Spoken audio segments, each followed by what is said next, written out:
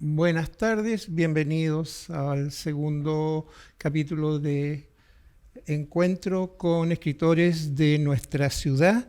En este momento nos corresponde recibir a Daniel Navarrete. Daniel, bienvenido a este programa. Este es un programa de la Red Cultura del Ministerio de las Culturas, las Artes y el Patrimonio, que gracias a un financiamiento de esta unidad podemos realizar estas cápsulas. Daniel Navarrete nació en Lanco. Es periodista de la Universidad Austral de Chile, magíster en prensa escrita de la Pontificia Universidad Católica y coautor de los libros Sueños que se vuelven música, el 2009, sobre la orquesta del Centro Integral de Familia y Niños IFAN, para menores en situación de vulnerabilidad, el Campamento Musical Marqués de Mancera, La Memoria 1994-2015, en ediciones del año 2012 y 2016, y 60 historias del terremoto del año 60, que el libro se llama 22.05.60 del año 2021, y tiene para diciembre de este año, ¿no es cierto?, réplicas, historias del gran terremoto. Estos libros son con Verde Vivo, en coautoría con Daniel Carrillo. Daniel es periodista del Diario Austral, de la región de Los Ríos, tiene 10 años de experiencia y ha sido profesor colaborador de la Escuela de Periodismo de la Universidad Austral de Chile. Escribe con frecuencia en publicaciones especializadas en arte y cultura, es columnista de libros y miembro de la plataforma Qué Lindo Leer, de promoción de la lectura y la escritura creativa. También integra Surcultura, Red de Espacios Gestores Culturales del Sur de Chile y Fundación CIFAN. Daniel, bienvenido a este encuentro. Mi primera pregunta, ¿de dónde nace el interés por las comunicaciones de las artes, la cultura y el patrimonio? Pensando que durante tu permanencia en la universidad no se tiene en periodismo la especialización de ninguna de las posibilidades que da el periodismo, ni en deporte, ni en cultura, ¿no es cierto?, ni en social, ni en política. Eso no se ve, se da una visión general de cómo ser un periodista, y me imagino que en el camino se va buscando el nicho en que uno quiere desarrollarse. Cuéntanos esa experiencia. Sí, eso es efectivo. Muchas gracias por la invitación a este segmento para poder conversar un poco de lo que hemos hecho el último tiempo. Y efectivamente la formación académica, al menos en la Universidad Austral y en el periodo que a mí me correspondió estudiar o que yo estudié acá en Valdivia, había una formación académica que era bastante, yo diría, incompleta en algunos sentidos de la especificidad. Y uno de ellos tenía que ver claramente con la idea de escoger algunos segmentos o temas o géneros que a uno le parecieran atractivos como campos laborales a posteriori, digamos. Había en los últimos años de instrucción 2 especializaciones que tenían que ver con arte y otra con ciencias, pero no se remitían básicamente a entender las claves de cómo comunicar cada una de esas 2 áreas, digamos, sino que más bien a entender la historia de ambas. Por lo tanto, el llamado periodismo cultural o artístico en la malla curricular era recorrer la historia del arte. O sea, sin desmerecer aquello, no era precisamente las herramientas como para uno entrar en esa área de la creatividad, entenderla y luego comunicarla. Entonces, yo creo que mi especialización viene un poco por interés personal, casi por la intuición, y yo creo que mayoritariamente por el goce estético autodesarrollado de ser uno mismo un espectador de películas, de asiduo lector o de ser incluso melómano a temprana edad. Y también, por supuesto, la herencia familiar, que igual pesa mucho en el privilegio que uno puede haber tenido de, por ejemplo, tener una pequeña biblioteca en la casa, de que lo invitaran a leer permanentemente o a buscar respuestas en los libros. Yo creo que todo eso finalmente confluye con el tema de las comunicaciones, y al momento de querer escoger un camino, por así decirlo, de qué cosa podía ser lo más pertinente de especializarse uno, decanto en lo que es el arte, las culturas, el patrimonio y ahora la economía creativa, que es un concepto muchísimo más joven, más nuevo, que cuando nosotros estudiábamos, digamos, en la universidad, sí. pero tiene mucha relación con todo lo anterior, que es como una etapa más de la cadena productiva, digamos. Entonces hay multiplicidad de factores que se juntan. Ciertamente la universidad entrega las herramientas técnicas de la comunicación, pero insisto, al menos en mi experiencia formativa de aquellos años, 1999 en adelante, hasta 2008, 2007 por ahí, no tenía mucho que ver, tenía mucho que ver con la teoría, poco que ver con la práctica. Por lo tanto, escoger las áreas de especialización finalmente es algo que se logra casi saliendo de la academia. Saliendo de la carrera. O sea, es el camino posterior al egreso de la universidad. Principalmente. Ahora, en ese camino en que tú has empezado, ¿no es cierto?, o te has especializado, ¿sientes que tu rol es mediador entre el artista y los públicos? ¿Sientes que la información que tú entregas permite orientar a las personas que leen? Eso quisiera creer. Ciertamente igual esa pregunta estaría, o sea, sería más que la podría responder un lector probablemente, pero haciendo un análisis del rol que tenemos los periodistas en general, o particularmente el rol que yo juego en la comunidad creativa valdiviana o en la región de Los Ríos, uno de los motores que mueve ese interés es precisamente ser eso, ser un mediador consciente, que le llamo yo, más allá de la intuición de investigar para transmitir, en algún punto ser consciente de que esos contenidos tienen un sentido para el que los genera, para el creador, y también debería tener un sentido para el que los recibe, que es la persona que está al otro lado leyendo, digamos, y que se podría eventualmente inspirar a crear también. Y en ese proceso se genera algo muy enriquecedor y maravilloso que siempre me ha fascinado, que es en la posición del investigador periodista, sentarse en una mesa a hablar con el creador y llevarlo a los límites del entendimiento de su propia obra, que es algo que pocos hacen. Aquellos que crean por intuición muy pocas veces se ponen a pensar por qué hacen lo que hacen, digamos. Y ese diálogo es muy enriquecedor y va desde conversaciones que tienen que ver, por ejemplo, por qué se trabaja con tal paleta de colores, o por qué se escoge el paisaje como un elemento recurrente para la creación, o incluso cómo o qué rol tienen las historias familiares en los procesos creativos de los propios artistas. Entonces, en esos diálogos permanentes hay algo que yo he descubierto que tiene que ver con la retroalimentación que ellos me dan, de tomar conciencia después por qué hacen lo que hacen.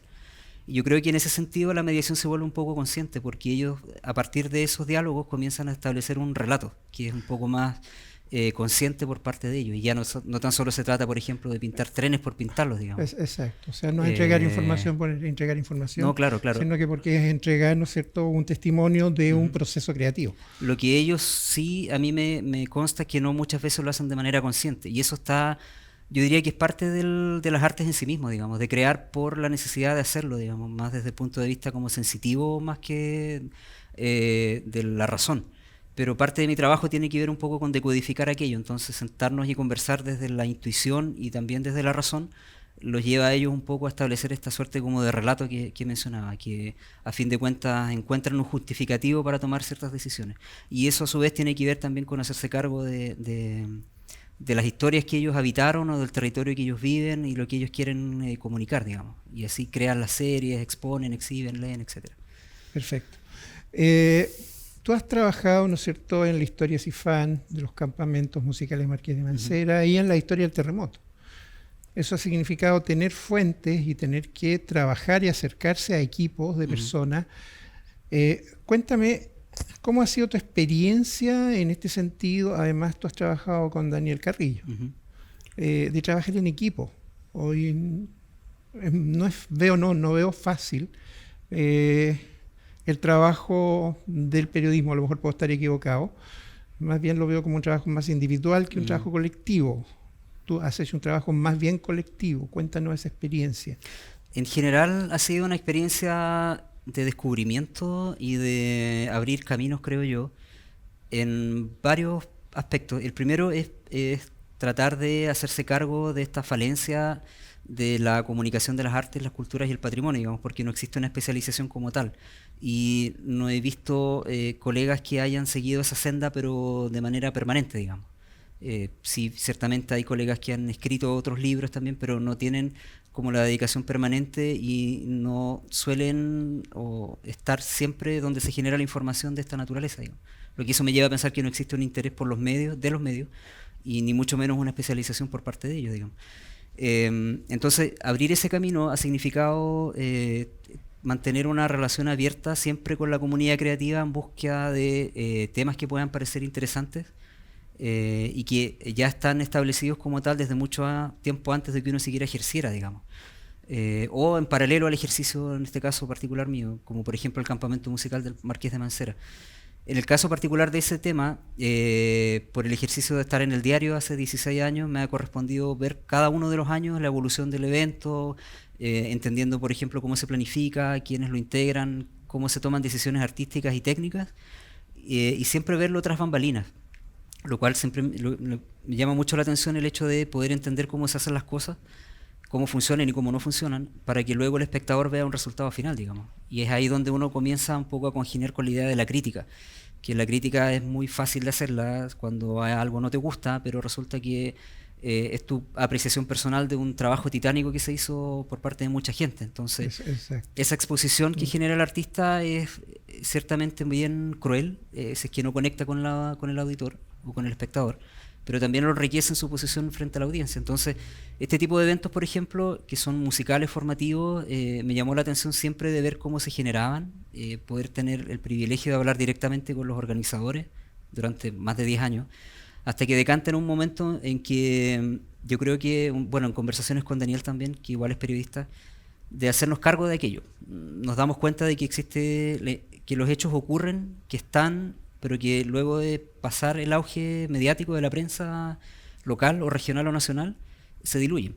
Quedan como una marca, pero esa marca se va activando cada cierto tiempo. Un campamento musical Marqués de Mancera claro.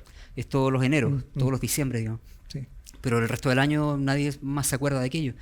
Entonces decidimos hacernos cargo de eso y por qué no investigarlo. Y con todo el input que ya teníamos de conocer las fuentes vivas y tener la fortuna de acceder a fuentes bibliográficas, empezamos a hacer esta investigación. Y así surge ese libro, que es una crónica desde el año 1 del campamento hasta la primera edición, que era 2012, y luego una reedición ampliada por 5 años subsiguientes, donde yo creo que la filosofía detrás de la investigación era hacernos cargo de aquello. Nadie más está prestándole atención a esto, que es importante, entonces hagámoslo nosotros, abramos un camino con eso, veamos cómo nos funciona. Y afortunadamente funciona bien, digamos, porque nos damos cuenta que al menos este tipo de eventos sienten esa necesidad. Pero como la planificación del evento es solamente hacia el evento, termina obviando un poquitito la trascendencia de lo que ocurra el resto del año, el resto de los años, incluso la generación de un documento histórico, y después puede servir como un obsequio diplomático, puede circular a nivel regional o nacional, y eso igual le da un peso específico mayor. Y es otra de las discusiones que se ha mantenido eternamente en el interior de la comunidad creativa, que es ver, por ejemplo, cuál es el rol que tienen las comunicaciones dentro de los proyectos artístico-culturales, digamos, donde el creador hasta cierto punto, hasta ciertos años, entendía que solamente él y las personas que hablan su mismo idioma artístico o lenguaje eran los más capacitados o los únicos capacitados para integrar un equipo, digamos. Entonces, en muchas reuniones de programación, hablando con las autoridades ministeriales regionales de cultura, por ejemplo, o con la misma universidad, se les da a entender, o a modo personal le doy a entender en estas reuniones que podría ser pertinente tener comunicadores de los proyectos de arte, que es un fenómeno más o menos parecido con lo que ocurre con la ciencia. Si existen divulgadores para los temas duros, ¿por qué no tener periodistas para divulgar las artes?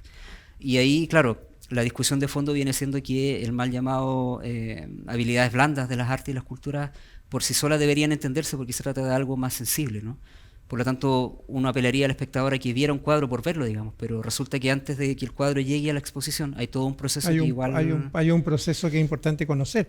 Por eso nosotros, a través de Conarte, hemos puesto ya hace como 4 o 5 años, ¿no es cierto?, un requisito de que haya una persona del área de periodismo apoyando a los creadores, porque sabemos que, a pesar de que ellos saben el hacer de su especialidad o de su oficio, no saben comunicar lo que hacen, y creo que es importante y concuerdo plenamente. Sí, ahí pareciera ser algo bastante básico o subentendido, diría yo, pero cuando uno se sienta con el creador y se lo expone en esos términos, de que la presencia mediática igual es importante por el impacto del proyecto y que eso a su vez va a generar otras vitrinas, ahí recién se entiende. Pero ha sido una tarea ardua, larga, y está dando buenos resultados. El ejercicio del Conarte ya es una parte de ese tema, y también la Vicerrectoría de Investigación Académica en el área de cultura de la Universidad Austral también está tratando de entrar un poco en ese campo, entendiendo que ellos igual tienen una escuela de comunicación, una escuela de periodismo. Entonces, exacto.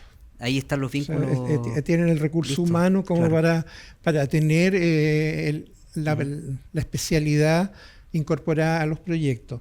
A mí me llama la atención que dentro de la música, sigamos en el campo de la música, tú tienes dos miradas bien distintas en tus dos trabajos.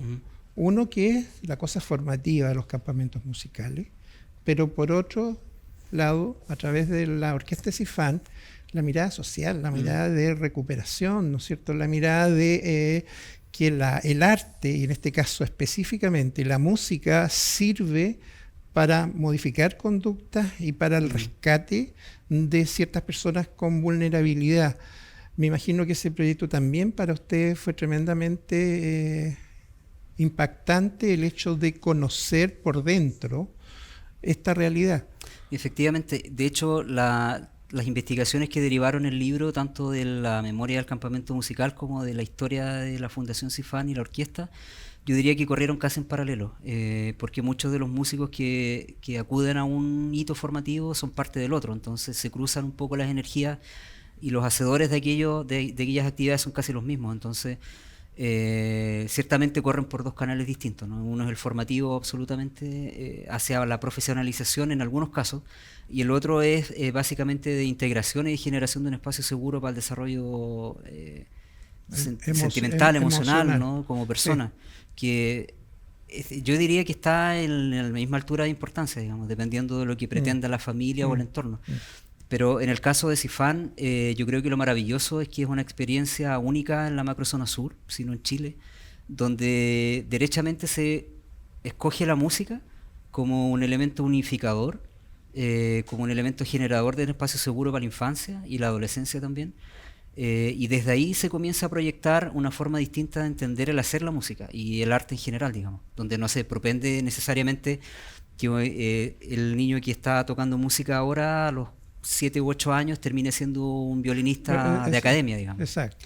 Lo que interesa es que se vincule con el arte, con el instrumento, y que lo que ocurra durante aquellos años sea transformador de una u otra manera, sin necesariamente impulsar la profesionalización. Y lo interesante es lo que ocurre en ese proceso, digamos, donde hay profesores altamente calificados que trabajan por muy debajo del sueldo que tal vez ellos ganan según el mercado para profesionales de esas características, pero que lo hacen por amor al arte, entonces, literalmente. Entonces, entrar en ese mundo igual permite descubrir esas otras sensibilidades que tienen que ver con el compartir lo que uno sabe, tiene y transmitirlo casi de manera gratuita, digamos. Y las transformaciones que se producen ahí intermedio igualmente son fascinantes porque uno por fuera, volviendo a lo que conversábamos hace un rato, ve el producto final, digamos. Exacto. Que es un concierto. Sí. Y uno lo aplaude, lo entienda o no lo entienda, pero siente que el concierto es el término de un proceso muy largo. Pero estar dentro del proceso largo... Es un proceso de trabajo permanente para llegar al punto final que sería el concierto. Y es de un trabajo largo, permanente, de compromiso, no tan solo del profesor y el estudiante, sino que también de la familia. Y de la organización. De la organización y del entorno. Yo creo que en el ejercicio de escribir el libro de la historia de Cifán, nos dimos cuenta con Daniel de que, bueno, primero Cifán, la fundación, estaba teniendo un rol pionero en la macrozona sur, sino en Chile, y luego que se conocía poco, por lo tanto decidimos nuevamente usar el concepto de hacernos cargo de eso y por qué no ser nosotros.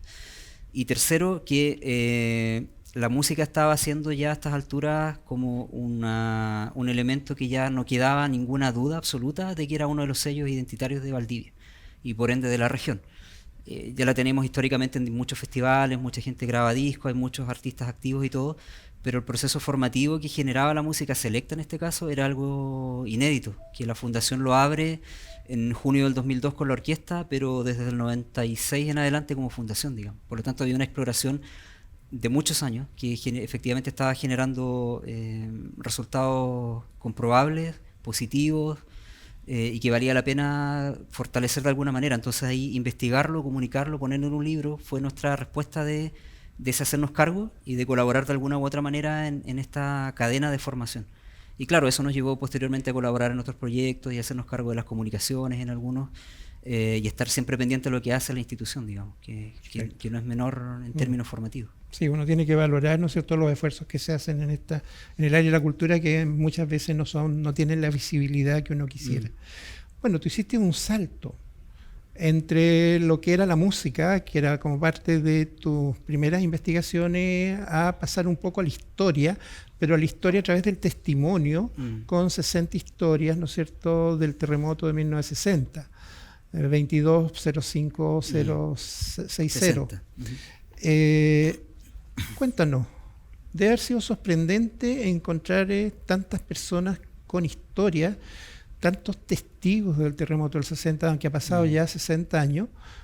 Todavía hay mucha gente que tiene el terremoto en una etapa de su vida, tanto de joven, de niño o de adulto, que tienen testimonios que son muy valiosos. Cuéntanos cómo fue ese desafío de rescatar ese testimonio antes que se vayan perdiendo, porque lamentablemente la historia testimonial en Chile se pierde muy rápido. Sí, ocurre más o menos parecido con el interés por la música y el arte en general, primero. Y esto ya es como abrir un camino hacia lo patrimonial, siempre ligado al territorio.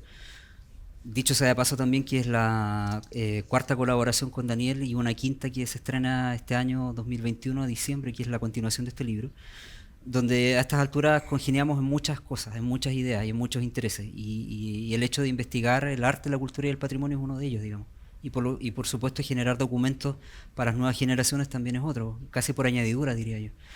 Entonces, en nuestras conversaciones, casi por naturaleza, digamos, siempre nos planteamos qué hacer ahora. Siempre hay una inquietud de qué hacer ahora. Ya investigamos esto, da para más, lo dejamos reposar, ¿qué hacemos ahora? Y siempre tuvimos el tema del terremoto en nuestro inconsciente. Yo nací en Lanco, estudié y vivo y trabajo ahora en Valdivia, y Daniel nació en San José de la Ameriquina y lo mismo. Estudió y ahora trabaja en Valdivia. Y escuchamos de nuestros abuelos y de nuestros papás la clásica historia de nuestros coterráneos, terremoto y una fecha, 1960. Entonces, siempre crecimos con aquella inquietud de saber qué era eso, más allá del significado que tiene la palabra y la emocionalidad que implica en quien lo vivió, digamos. Entramos a la universidad con el mismo camino, escuchando aquello, en las conmemoraciones anuales de la catástrofe, lo mismo, pero nunca nos llegamos a involucrar tanto como ahora, digamos. Hasta que, claro, los dos tuvimos la posibilidad de trabajar en el mismo medio de comunicación y nos correspondió ya empezar a entrar de lleno en esa historia, entrevistando a los sobrevivientes para las conmemoraciones. Y ahí uno comienza a armar un puzzle distinto, que tiene que ver un poco con tratar de terminar con aquella ficción que uno tenía de lo que eventualmente pensó que había ocurrido versus lo que realmente había pasado. Pero claro, en un testimonio de un sobreviviente, digamos, que podía ser creíble o que después de 60 años ya estaba un poco trastocada esa memoria. Entonces comenzamos en esas conversaciones iniciales de hace, no sé, 10, 11 años a descubrir pequeños datos que nos parecían extraordinarios. Probablemente muy poco comprobables, digamos, pero que eran parte de la mitología del territorio. Una mitología bien contemporánea, de hace 60 años, que uno convive con ello porque es parte de la identidad, pero nos empezamos a dar cuenta que la fortaleza de ese testimonio estaba precisamente en el sobreviviente, y no más allá de eso. Por lo tanto, había que ir al sobreviviente para enterarse de aquello, digamos. O, si te interesaba el tema, ir a buscar un libro especializado y investigarlo, o leerlo. Y ahí descubrimos otra cosa que pudiese parecer de perogrullo, pero aquellas publicaciones eran demasiado especializadas a nuestro gusto. Había que ir a los catálogos de la Universidad Austral para encontrar un par de libros de académicos que ya nos parecían de lectura muy pesada, con datos muy duros y lisa y llanamente muy técnicos. O si no, había que buscar tesis de grado. Y las tesis de grado no son de conocimiento popular, están en una biblioteca digital o en la biblioteca física de la Universidad Austral, pero convengamos que un lector de a pie no va a hacer ese ejercicio de buscarlo, digamos, porque no sabe cuáles son los canales. Y si lo supiera, es extraño verlo en esa situación. Y lo tercero es que efectivamente había libros del terremoto, pero no libros del terremoto escritos por valdivianos. Hasta claramente cuando se cumplen 50 años se genera un proyecto muy bonito del grupo de trabajo Terremoto, que ellos hacen un libro muy completo, que es una crónica desde la hora cero hasta el año inmediatamente después, donde hacen una investigación muy completa con sobrevivientes entrevistados, con recopilación bibliográfica y con una intervención que fue la reproducción de los rucos, que eran las soluciones habitacionales del 60, que ellos las instalaron en lugares públicos de Valdivia para generar la inquietud. Entonces, durante todo este tiempo nosotros igual enganchamos con esa idea de decir que era necesario y pertinente ir refrescando ciertos temas que son propios del territorio para que no se olviden. Y nosotros mismos no nos podíamos olvidar de aquello, entonces éramos la prueba viva de que estaba funcionando aquello de hacerse cargo otra vez. Entonces, hemos tenido la fortuna, de tanto Daniel como yo, de tener acceso a libros especializados, algunos en nuestras bibliotecas personales, y comenzamos con lectura de cualquier día, de cualquier libro, y nos comenzamos a compartir estos datos y a cruzarlos. Y de pronto nos dimos cuenta, por ejemplo, que para el terremoto del 60 se produjo un éxodo masivo de niños, Sí. porque uno de los dos lo escuchó en una cantata y luego lo leyó en un libro. Y después comenzó a buscar en internet y efectivamente el dato existía y efectivamente hubo un éxodo de 2000 y tantos niños. Entonces, de esa manera casi orgánica comienza a generarse el interés de buscar el dato duro detrás de esa supuesta ficción o ese supuesto mito. Y efectivamente damos con en el caso puntual de esa historia, damos con un documento del Ministerio de Salud de la época de Chile donde da cuenta de una investigación muy cruda de las consecuencias de aquella acción. Entonces encontramos eso y comenzamos a preguntarnos, ¿y qué habrá detrás de esto otro? ¿Y qué habrá detrás de aquí? Y en conversaciones a la hora de almuerzo, de sobremesa, nos preguntábamos cómo habrá sido el terremoto para las mascotas, por ejemplo. ¿Cómo habrá sido la infancia? Bueno, hubo un éxodo. ¿Cómo habrá sido el acceso al agua potable? ¿Cómo habrá sido el acceso a las vacunas? ¿Qué enfermedades fueron las que surgieron inmediatamente después? ¿Qué pasaba con la vida en Valdivia hace 60 años? Y eso yo creo que fue el motivante más fuerte que tuvimos los dos para empezar a investigar en base a todo lo que teníamos. Y finalmente entre los libros que tenía él y los que tengo yo son como cerca de 150, algunos más especializados que otros y algunos testimoniales más que otros. Y empezamos a decantar lo que a nosotros nos parecía interesante. Entonces ahí hicimos un salto de fe que tenía que ver con asumir la inquietud de lectores que no éramos nosotros y proyectarle a los lectores que no éramos nosotros. Como por ejemplo, a mí me interesa saber cuáles eran las ayudas que se generaron para el terremoto del 60, pero yo no sé si a la persona que después va a tomar este libro le va a parecer interesante.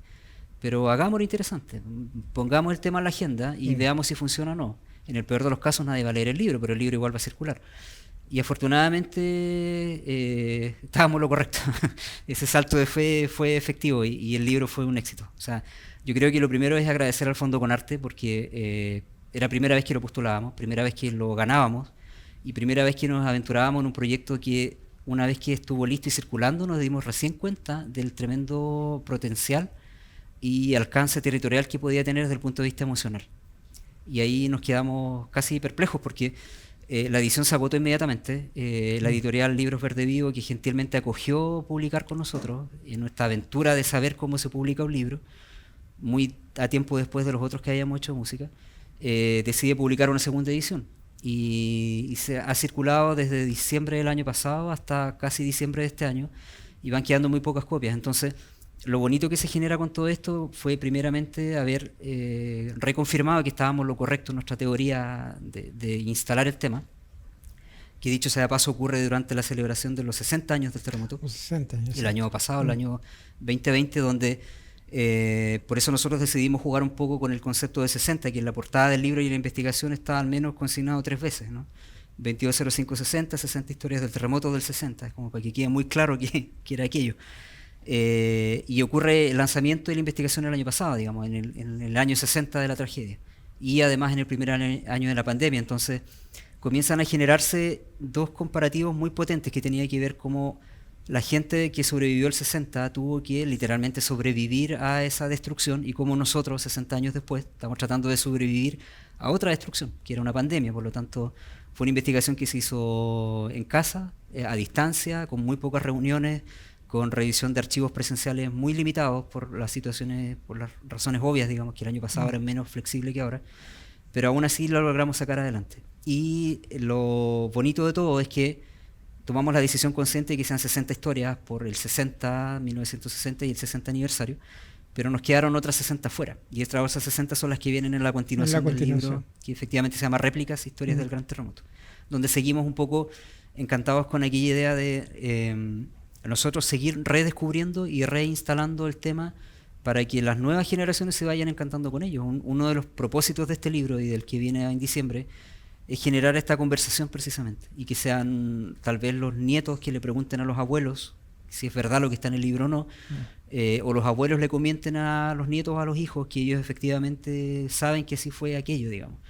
Y el feedback que hemos tenido de algunos lectores va un poco en esa línea. Y se les ha activado la memoria de manera casi automática. Y nos escriben para aportarnos con otros datos y quieren ser entrevistados, quieren preguntar dónde está el libro.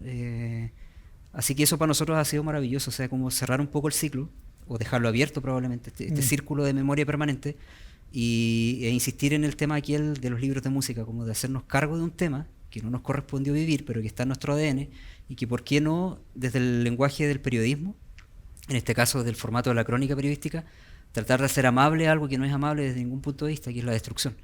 Pero que se puede matizar ciertamente, ¿no? Con datos duros, con todo aquello que seguramente alguien pensó que era impensado de ocurrir o que ocurrió. Y claro, todo aquello estaba en esos libros especializados que hablábamos inicialmente, y en las tesis de grado, y en las tesis de posgrado, y en documentos originales de la época que están en alemán, por ejemplo, u otros que son las transcripciones de las reuniones del Congreso en Valparaíso posterior a mayo de 1960, que son muy, pero muy reveladores en muchos aspectos, incluso en algo que a nosotros nos sorprendió muchísimo, que yo creo que nadie habría pensado que el terremoto del 60 que ocurre en Valdivia tiene una relación directa con Colonia Dignidad.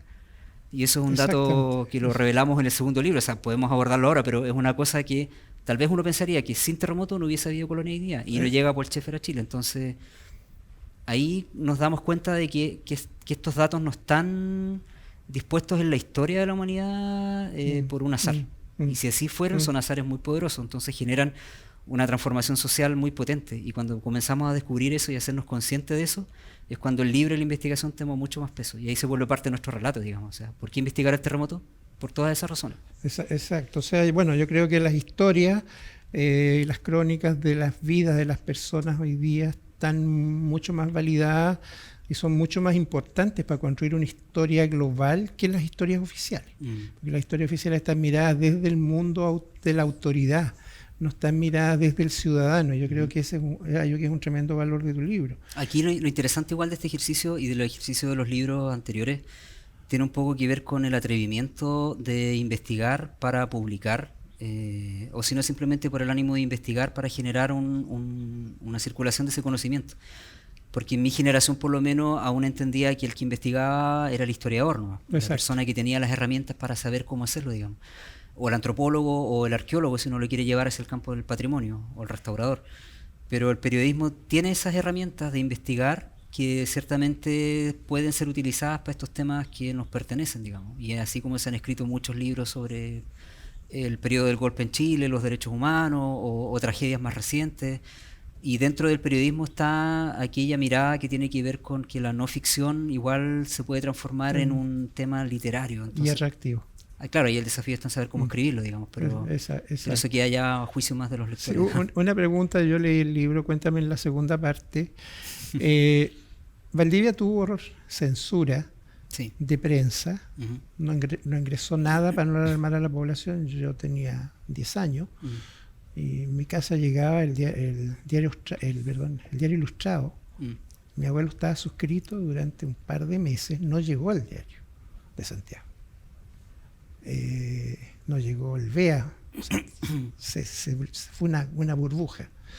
¿Eso está mencionado en alguna de tus historias? Sí, de hecho la censura está en este libro igual, y lo tocamos en la continuación a propósito de dos hitos que son fundamentales, creo yo. El primero era la forma en que la autoridad oficial, el intendente de esa época, comienza a informar a Santiago sobre la gravedad del suceso. Y está en los libros de historia, y nosotros lo rescatamos de ahí también desde los testimonios de sobrevivientes, de que por las razones que solamente ellos entendían como autoridad, se comunicaba a Santiago que no había sido tan destructiva la tragedia. Y de hecho lo graficaban con decir que por lo menos habían 100 personas afectadas, damnificadas, ni siquiera hablaban de muertos. Y claro, 60 años después uno entiende la magnitud del 9.5 Richter, que no era para 100 damnificados, era para cientos de miles. Entonces, no logramos entender porque es algo que ocurre en aquel momento y ya no están vivas las personas que tomaron esas decisiones de por qué las tomaron, digamos. Pero probablemente era un signo de sus tiempos. A lo mejor había que calmar a la comunidad, bajar un poco la gravedad del asunto y decir simplemente de manera muy irresponsable que no era tan grave lo que estaba pasando. No era tan grave lo que pasaba. Claro, y por el otro lado, la comunidad internacional global, Estados Unidos, Unión Soviética, etcétera, estaban muy alarmados y sabían la gravedad del hecho y comienzan a ayudar. Entonces, no se entiende cómo nuestros pares, autoridades, toman decisiones que se contradicen con las ayudas internacionales. Y eso nosotros lo revelamos en este libro, y lo revelamos también en las discusiones que nosotros descubrimos que están transcritas del Congreso Nacional de aquella época, donde a Santiago, la discusión era en torno a que no era tan grave, pero era porque acá se estaba mal informando. Entonces, ¿qué tipo de ayuda iba a llegar a Santiago si en un año más centralista que ahora, digamos, sin regionalización ni nada, Valdivia exigía algo que no no estaba llegando, digamos? Entonces, ni siquiera el presidente de la época vino a Valdivia, digamos, o a la macrozona sur.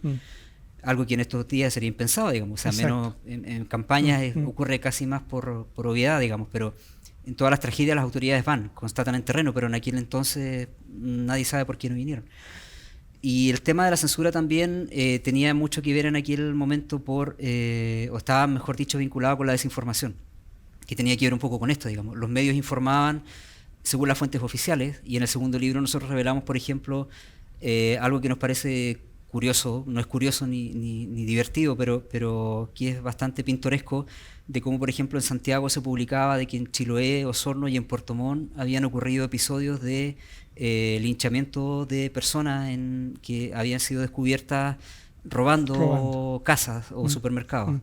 Y que más allá de eso, como una acción para dejar en claro que no había que cometer aquellos delitos, esas personas eran asesinadas en la vía pública por efectivos de las fuerzas uniformados y del ejército, digamos. Entonces eran fusilamientos que uno diría, pero en el 27, si uno lo trata de extrapolar en el terremoto que nosotros vivimos, el 27F, da un poco de miedo, digamos. O sea, tomar esas decisiones un poco en caliente no creo que haya sido lo mejor, ni siquiera en 1960. Pero lo curioso es que los medios lo validan desde la desinformación.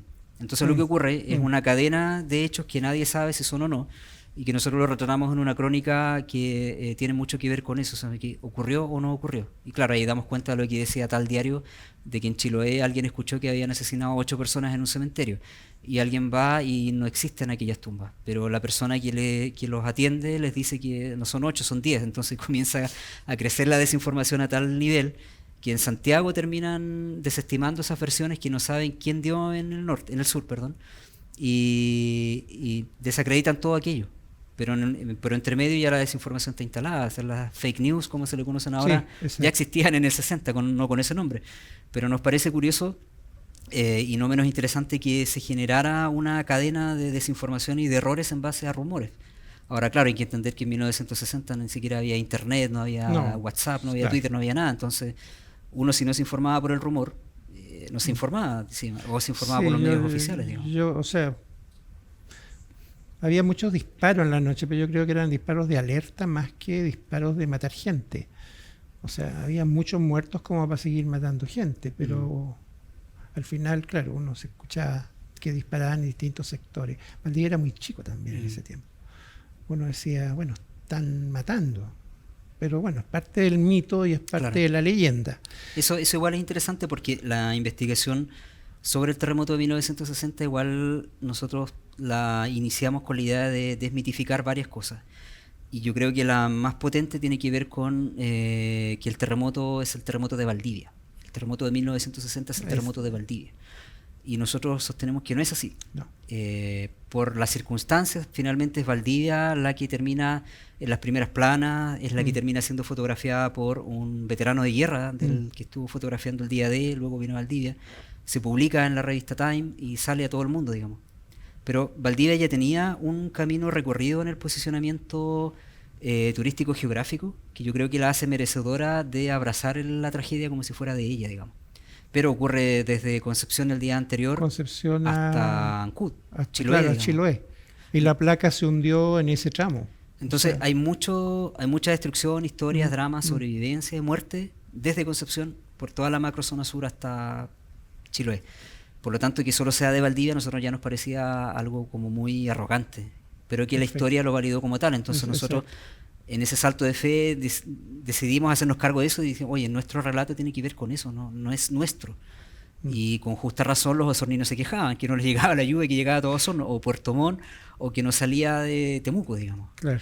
Entonces el epicentro ciertamente no fue Valdivia, fue Traiguén. Entonces existe una disonancia en lo que la historia finalmente termina poniendo en el papel y lo que las nuevas generaciones de atrevidos a investigar y queremos como redescubrir y reposicionar. Que yo creo que ese es el valor que tiene el trabajo que ustedes hacen, que nos muestra la otra mirada, la otra cara. Yo creo que como ya cerrando, Valdivia fue el centro de todos los periodistas. O sea, pensemos que el Hotel Pedro de Valdivia fue el gran centro donde estuvo toda la prensa instalada durante toda parte del terremoto. Entonces todo se transmitía desde acá, por lo tanto era lógico asociar a la ciudad con el centro, dejando un poco de lado que era una franja muy grande de nuestro territorio que sufrió esta tragedia. Antes de cerrar, Daniel, bueno, yo creo personalmente que hay una deuda con mucha gente que trabajó en el terremoto, con los paleros del Riñihue, con la gente anónima que trabajó y se vino a Valdivia de hecho, ¿no es cierto? Tuvimos la posibilidad de tener una gran cantante argentina radicada en México que vino a Valdivia a cantar por un día, cosa que en esos tiempos era impensado. Yo creo que esa deuda tenemos que saldarla y creo que tu libro es parte de eso. Para cerrar, me gustaría que nos leyeras un par de historias, como para que las personas que ven esta cápsula puedan ver, ¿no es cierto?, y entusiasmarse por leer este libro testimonial, que me parece un tremendo aporte a nuestra historia contemporánea. Sí, bueno, del libro 220560, 60 historias del terremoto del 60, hay varias historias que a mí personalmente me gustan, pero la que más me llama la atención es aquella del éxodo masivo de niños y jóvenes, por la carga emocional que tiene de haber empujado la educación y la generación de una generación rota en el sentido del desplazamiento.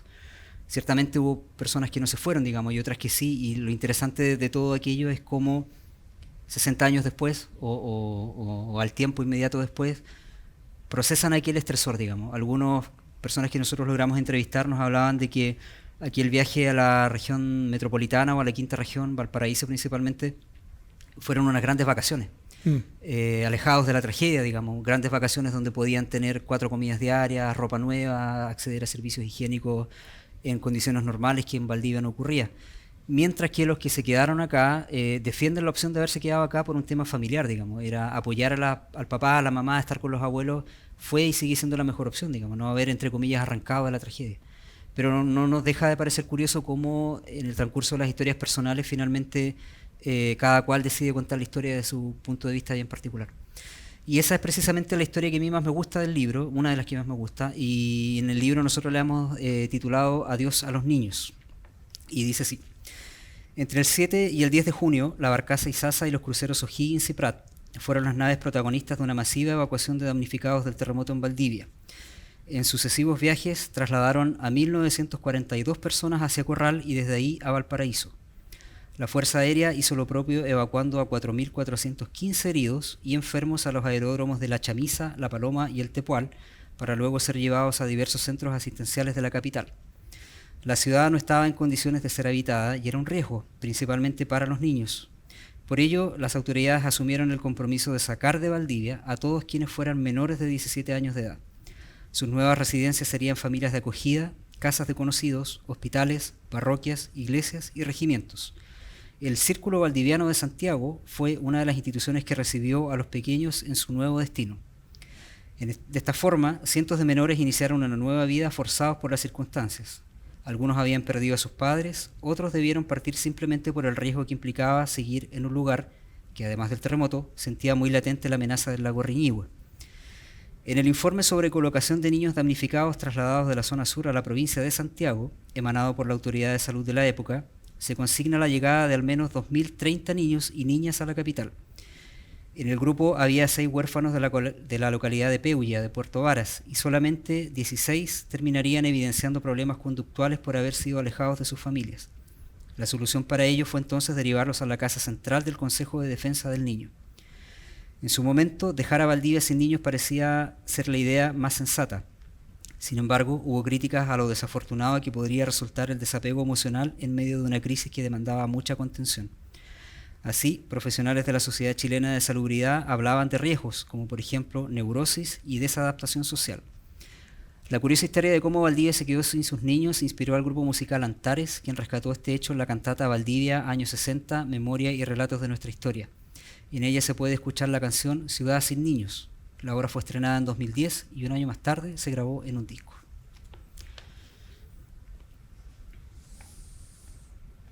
Ahí lo interesante es que rescatamos aquel hito que ocurre hace 60 años y nos damos cuenta que posteriormente la comunidad creativa lo sigue rescatando de manera permanente. Y ahora, si uno no accede a él por este libro, lo puede escuchar en una canción. Entonces, sí.